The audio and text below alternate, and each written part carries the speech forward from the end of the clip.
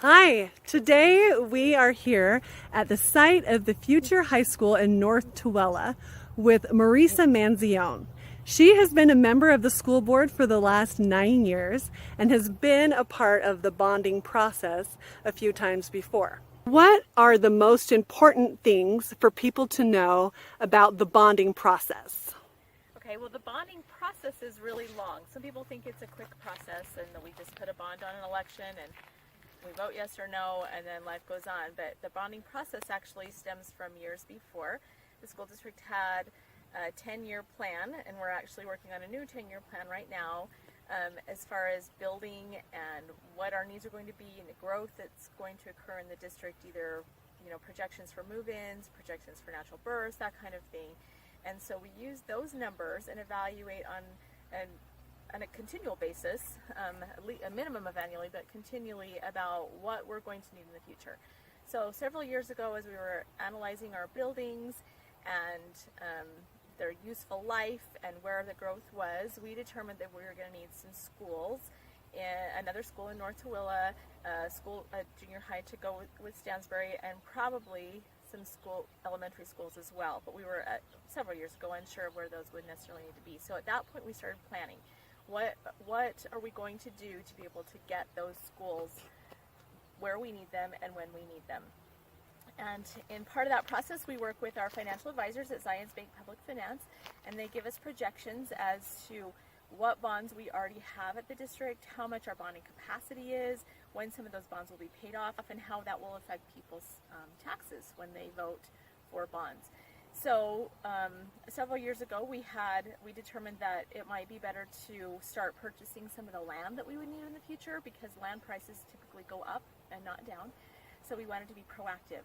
And when we did the bond to rebuild Sterling Elementary from East and Harris, we also bonded to purchase property for some of our future schools. And so that's where we got this property from, that will be the future high school. We purchased land across the street from Stansbury High School for the junior high there.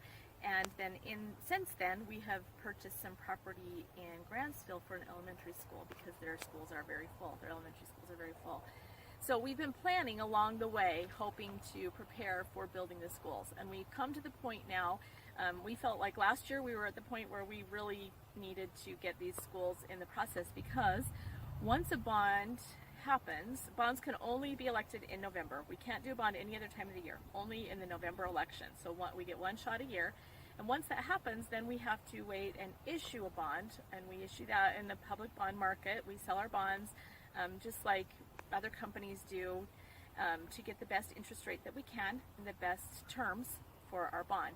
Our bonds are all of the bonds we have right now are 20-year bonds, and we pay on those just like you would your house or your mortgage. We pay a monthly fee of interest and principal, and we pay those off in 20 years.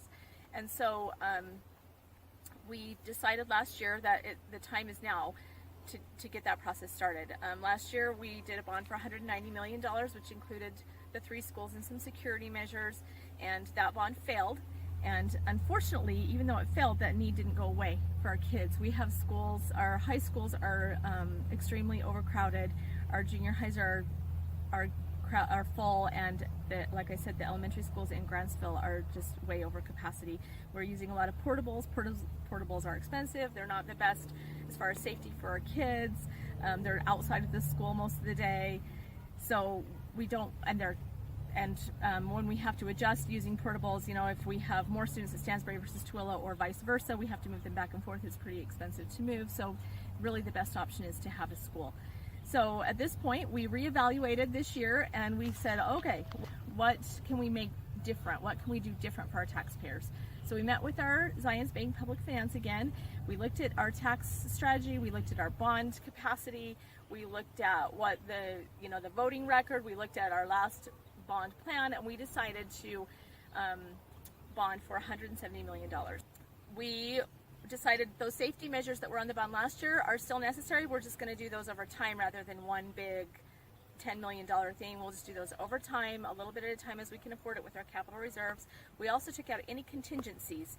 Sometimes when we do a bond, well, all the time when we do a bond, we're guessing how much the school is going to cost. We have a conceptual idea, And we have a great operations director in Steve West, who's had a lot of experience with building schools. And we have a guesstimate from our public finance people about what the interest rates will be and what they're doing. We have guidance on construction costs and whether they're going up or down. And what we do is compile all that data and make a best guess estimate at how much those schools will cost, knowing that even if a bond passes this November, we then issue the bond in January, and then we start plans to build, to get the architectural drawings. The school won't actually, it takes actually 2 years to build a high school, so it's still further out there. So for instance, when you go buy a car, you know today what the interest rates are. You're going to go buy a car, you know the interest rates are 2.5% or whatever, you know exactly what you're going to pay. What we're doing is estimating what those interest rates, what those construction costs will be when we actually issue that bond. We can't do any of that work until the bond actually passes, because we don't have that money until the bond is issued. So we're doing our best guess estimate. Generally, when we do a bond, we do that estimate and then we add in a 5% contingency so that we know if something changes, something drastic happens, the market crashes, construction prices go crazy, something that is unforeseen happens, we have that contingency in that money so that we can still finish the schools. What we decided as a school board is that we would instead use our capital reserves that we've been building up in preparation for this to fund those contingencies if necessary. So your bond is really stripped down to just those 3 schools. And we're excited about those 3 schools. I'm excited. I know my kids went to Stansbury High School. My oldest kid went to Tooele High School and the others went to Stansbury High School, and they are crowded. They've been crowded for a long time. My kids didn't eat lunch at Stansbury High School because they just didn't have room in the lunchroom, so they would drive home on the freeway into Tooele to eat lunch and get back to school, or go to a friend's house. It's just crowded. Although we like to offer as many class offerings as possible, when there are that many kids in a school, they fill up and you don't always get the class offerings that you want.